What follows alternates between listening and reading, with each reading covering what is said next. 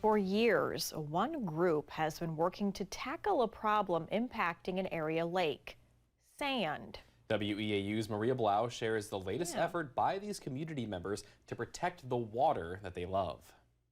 Alex and Danielle, a goal of the Lake Altoona District Board is to preserve that body of water for future generations. With sand a constant concern for the lake, a new piece of equipment could be a game changer.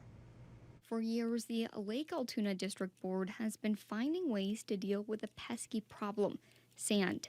The Eau Claire River carries in tens of thousands of cubic yards of sand. A cubic yard is the size of a wash machine. When snow and ice aren't covering the water, Lake Altoona District Board Chair Michelle Skinner says that flowing sand creates challenges for both the community and wildlife. The sand is filling in and making it really difficult for boat navigation, for people to utilize their boats.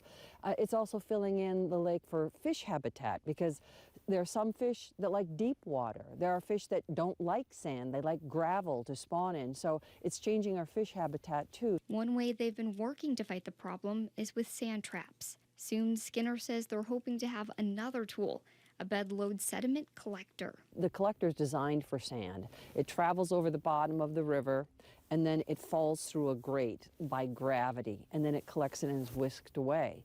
So anything that stays suspended in the water isn't taken away by the collector, but sand at the bottom is. Skinner says they're getting the over $1 million piece of equipment as a donation from Ohio. The Port Authority in Cleveland that had this equipment that didn't work well for them because their river system has more fine sediment and clay.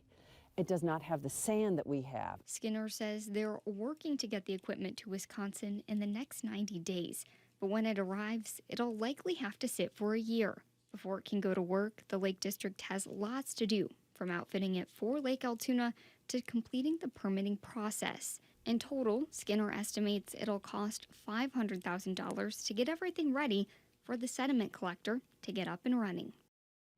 Skinner says they are also working to figure out what to do with all the sand it collects. Right now, they're working to raise the money necessary for the project. If you'd like to donate, those details are on our website. In the newsroom, Maria Blau, WEAU 13 News.